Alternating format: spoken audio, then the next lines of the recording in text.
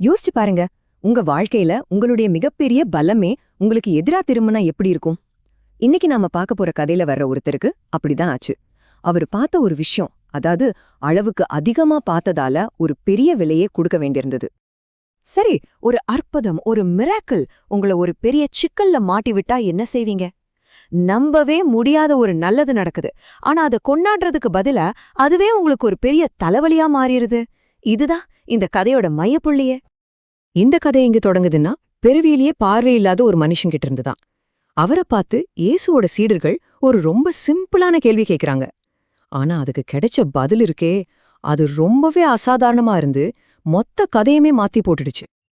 அப்போல்லாம் ஒரு பொதுவான நம்பிக்கை இருந்துச்சு. யாருக்காவது கஷ்டம் வந்தா அது அவங்க செஞ்ச பாவம், இல்லனா அவங்க பெத்தவங்க செஞ்ச பாவத்தோட விளைவுதான்னு நம்புனாங்க.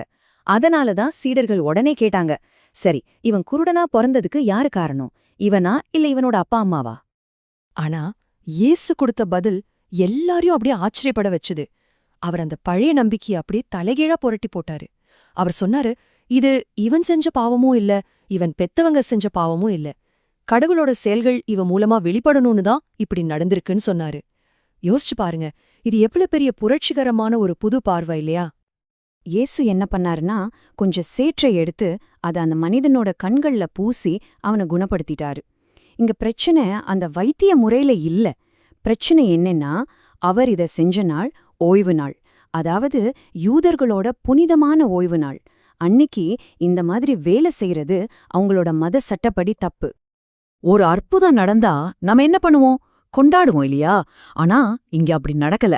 அது ஒரு குற்றமா பார்க்கப்பட்டுச்சு. அங்க இருந்த மதத் தலைவர்கள் இத கொண்டாடுறதுக்கு பதிலா உடனே ஒரு விசாரணையே ஆரம்பிச்சிட்டாங்க. பரிசேயர்கள்னு சொல்லப்படுற அந்த மதத் தலைவர்களுக்குள்ளேயே இதனால ஒரு பெரிய விவாதம் வெடிச்சது. ஒரு குரூப் சொன்னாங்க, அவர் ஓய்வு நாள் சட்டத்தை மீறிட்டாரு, அதனால அவர் ஒரு பாவி. ஆனா இன்னொரு குரூப் கேட்டாங்க, ஒரு நிமிஷம், ஒரு பாவியால எப்படிங்க இப்படி ஒரு அற்புதத்தை செய்ய முடியும்? அவங்களால இந்த உண்மையே ஏத்துக்கவே முடியல. இந்த அற்புதத்தை ஜீரணிக்கவே முடியல. அதனால ஒரு ஈஸியான வழிய கண்டுபிடிச்சாங்க. இந்த அற்புதமே நடக்கலன்னு சொல்லி மறுத்திடலாம் முடிவு பண்ணாங்க. ஏன்னா இந்த உண்மை அவங்களோட அதிகாரத்துக்கே ஒரு பெரிய ஆபத்தா இருந்துச்சு. சரி, உண்மைய கண்டுபிடிக்கணும்னு சொல்லிட்டு பார்வை கிடைச்ச அந்த பையனோட அப்பா அம்மாவை கூப்பிட்டு விசாரிக்கிறாங்க. இங்கதான் கதை இன்னும் இன்ட்ரெஸ்டிங்கா மாறுது. ஒரு பிரஷர் வரும்போது மனுஷங்க எப்படி நடந்துக்கறாங்கன்னு நாம பார்க்க போறோம். அவனுடைய பெத்தவங்க பயந்துட்டாங்க, பயங்கரமா பயந்துட்டாங்க. தங்களை ஜெப ஆலயத்தை விட்டு ஒதுக்கி வச்சிருவாங்களோன்னு ஒரு பயம். அதனால உண்மைய சொல்ல தயங்குனாங்க. அவன் வளர்ந்துட்டான், அவனையே கேட்டுக்கோங்கன்னு சொல்லி நழுவிட்டாங்க. பாருங்க, பயம் எப்படி உண்மையோட குரலை நெரிக்குதுன்னு. பெத்தவங்க அப்படி பயந்து ஒதுங்க. ஆனா பார்வை கிடைச்ச அந்த மனிதன் தைரியமா நின்னான். அவனோட பதில் ரொம்ப சிம்பிள், ஆனா யாரும் மறுக்க முடியாத அளவுக்கு பவர்ஃபுல். எனக்கு மத்ததெல்லாம் தெரியாது, ஆனா ஒன்னே ஒண்ணு மட்டும் நல்லா தெரியும். நான் குருடனா இருந்தேன், இப்போ பாக்குறேன். அவ்வளவுதான். அவனோட சொந்த அனுபவமே அசைக்க முடியாத ஒரு சாட்சியா மாறிடுச்சு.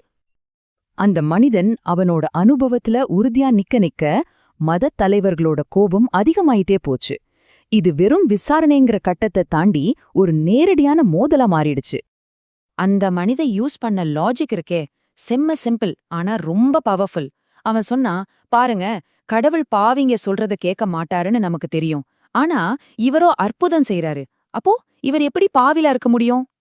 இந்த ஒரு நேர்மையான கேள்வி அந்த மத தலைவர்களோட வாதத்துல இருந்த ஓட்டைய அப்பட்டமா வெளிச்சம் போட்டு காட்டிடுச்சு. அவனோட லாஜிக்குக்கு பதில் சொல்ல முடியல. அப்போ அவங்க என்ன செஞ்சாங்க தெரியுமா? வாதத்துல தோத்து போனதும் நேரா பர்சனல் அட்டாக்குக்கு வந்துட்டாங்க. நீ மொத்தமா பாவத்துல பிறந்தவன்னு சொல்லி அவனை அசிங்கப்படுத்தி ஜபாலயத்தை விட்டே வெளியே துரத்திட்டாங்க. இப்போ நாம கதையோட கிளைமேக்ஸ்க்கு வரோம். சமூகத்தாலேயே ஒதுக்கப்பட்ட அந்த மனுஷனுக்கு என்ன ஆச்சு? இங்கதான் பார்வைனா என்ன, குருட்டுத்தன்மைனா என்னங்கிற உண்மையான அர்த்தமே தலைகீழா மாறப்போகுது. எல்லாராலையும் கைவிடப்பட்ட அந்த மனுஷனை இயேசு தேடி போறாரு. அவர்கிட்ட போய் தன்னோட உண்மையான அடையாளம் என்னன்னு சொல்றாரு. அவனோட உடல் ரீதியான பார்வை இப்ப அவனோட ஆன்மீக பார்வைக்கு வழிகாட்டுது. அவன் இயேசுவை நம்பி அவரை வணங்க ஆரம்பிக்கிறான். அப்போ இயேசு சொல்ற இந்த வார்த்தைகள் தான் இந்த கதையோட மொத்த சாராம்சமே. இது கதையில ஒரு பெரிய ட்விஸ்ட். இது வெறும் கண்ணால பாக்குற பார்வைய பத்தி மட்டும் இல்ல, ஆன்மீக பார்வைய பற்றியது. இங்கதான் அந்த பெரிய முரண்பாட்டை நம்ம பாக்குறோம். பாருங்க, உடம்பால குருடனா இருந்த ஒருத்தனுக்கு ஆன்மீக பார்வை கிடைக்குது. ஆனா எங்களுக்கு எல்லாம் தெரியும், நாங்க பாக்குறோம்னு சொல்லிக்கிட்ட தலைவர்களோ கண் முன்னாடி இருந்த உண்மைய பார்க்க மறுத்ததால அவங்க தான் உண்மையான குருடர்கள்னு நிரூபிக்கப்பட்டுட்டாங்க. அப்போ உண்மையான குருட்டுத்தன்மைங்கிறது கண்ணு தெரியாததில்ல, எனக்கு எல்லாம் தெரியும்னு நினைக்கிற அகந்தையும் உண்மைய பார்க்க மறுக்கிற மனநிலையும் தான் உண்மையான குருட்டுத்தன்மை. கடைசியா இந்த கதை நம்ம ஒவ்வொருத்தர்கிட்டயும் ஒரு கேள்விய விட்டுட்டு போகுது. நாமளும் எனக்கு எல்லாம் தெரியும், நான் பாக்குறேன்னு நினைச்சா ஒருவேளை நம்ம கண்ணுக்கு தெரியாம நம்ம தவற விடுற உண்மை எதுவா இருக்கும்? இத பத்தி கொஞ்சம் யோசிச்சு பாருங்க.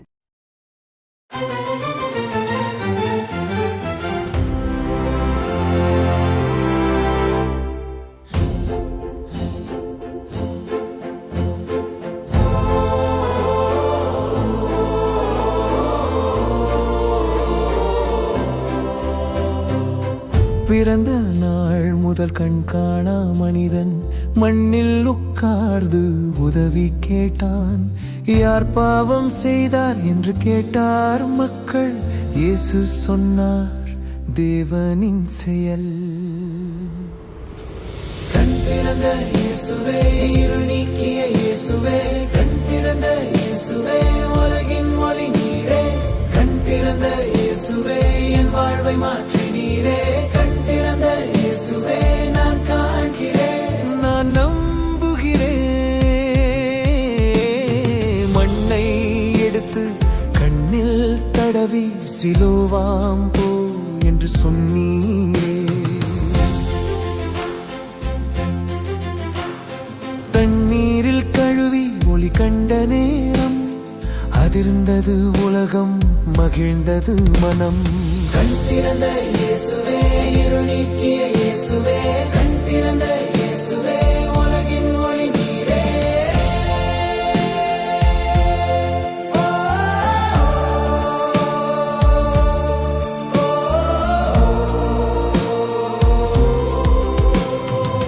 சபதினம் என்று சத்தம் போட்டார், சத்தியம் பேச தூக்கி வீசினார். நான் குருடனாயிருந்தேன் முன்பு, இப்போது காண்கிறேன் என்று சொன்னான் தையமாய். மனிதன் தள்ளினான், இயேசு தேடினார், வெளியே தள்ளினான், உள்ளே சேர்த்தார். மனுஷகுமாரன் யார் என்றார், நான் தான் என்று இயேசு சொன்னார். தாழ்ந்து விழுந்து வணங்கினார், கண்ணோடு சேர்ந்து மனம் திறந்தான். கண் திறந்த இயேசுவே, என் இதயம் திறந்த இயேசுவே, கண் திறந்த இயேசுவே, நித்திய ஒளி நீரே.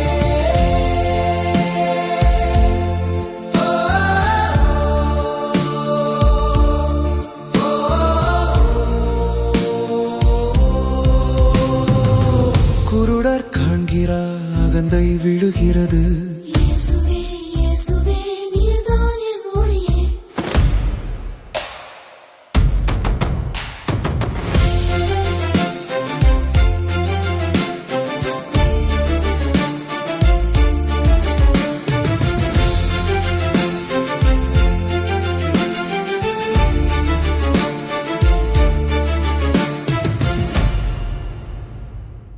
யோவான் 9 கேள்விகள் பதில்கள் விளக்கம்.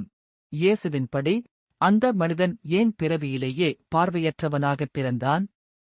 பதில்: பாவத்தினால் அல்ல, மாறாக தேவனுடைய கிரியைகளை வெளிப்படுத்துவதற்காக. விளக்கம்: துன்பம் எப்போதும் தண்டனைதான் என்ற பொதுவான நம்பிக்கையை இயேசு திருத்தி, அவர் மூலமாக தேவனுடைய வல்லமை வெளிப்படுத்தப்படும் என்று கூறுகிறார். யோவான் 9:3. துன்பத்தைப் பற்றி சீடர்கள் கொண்டிருந்த தவறான நம்பிக்கை என்ன? பதில்: ஒருவரின் பாவந்தான் எப்போதும் துன்பத்திற்குக் காரணம் என்பது. விளக்கம்: அவர்களுடைய கேள்வி பழிசுமத்துவதை அடிப்படையாகக் கொண்டிருந்தது. அதை இயேசு தெளிவாக மறுக்கிறார். யோவான் 9:2-3. இயேசு ஏன் சேற்றையும் உமிழ்நீரையும் பயன்படுத்தி அந்த மனிதனை குணப்படுத்தினார்?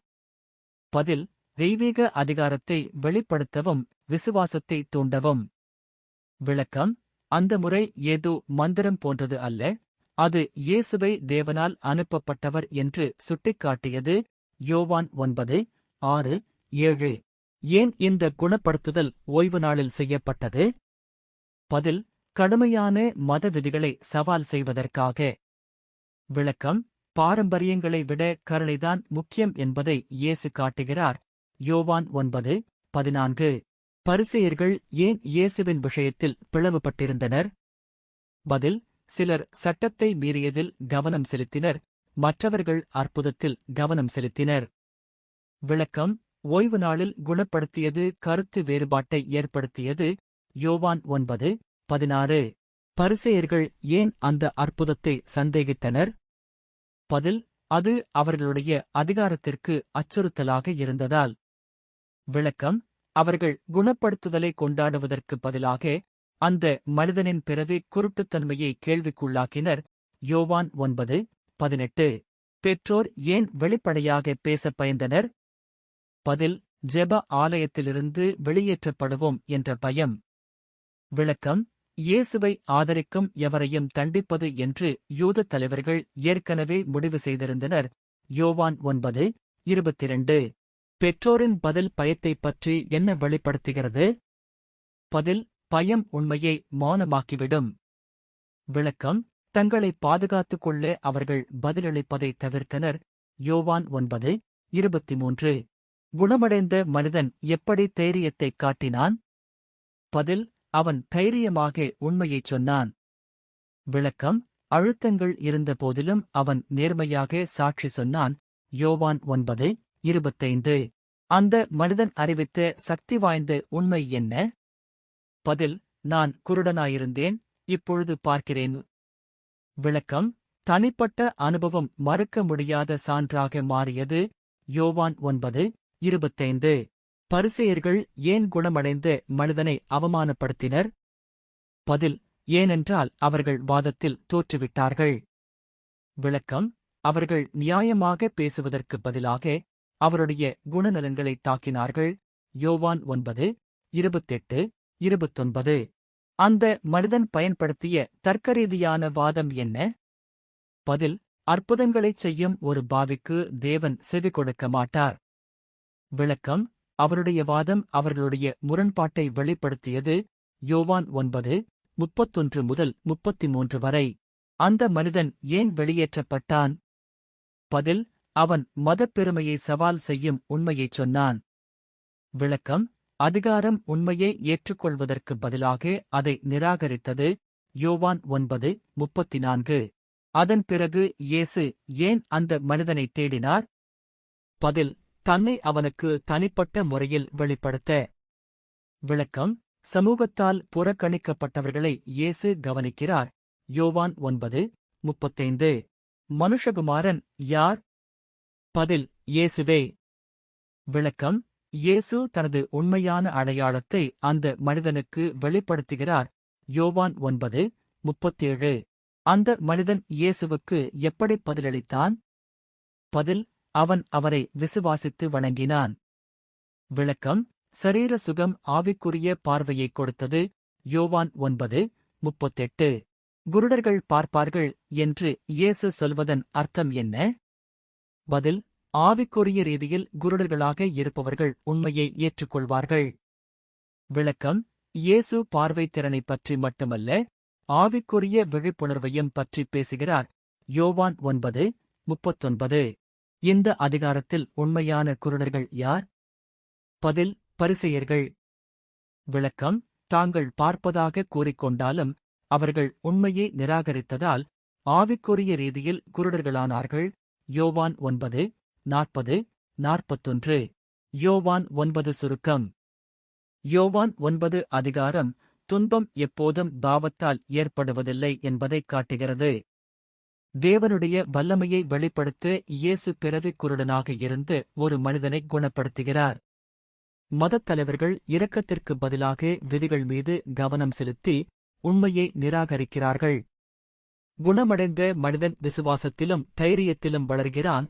அதே சமயம் பரிசேயர்கள் ஆவிக்குரிய ரீதியில் மேலும் குருடர்களாகிறார்கள். உண்மையான பார்வை என்பது அவரை விசுவாசிப்பதே என்று இயேசு கற்பிக்கிறார்.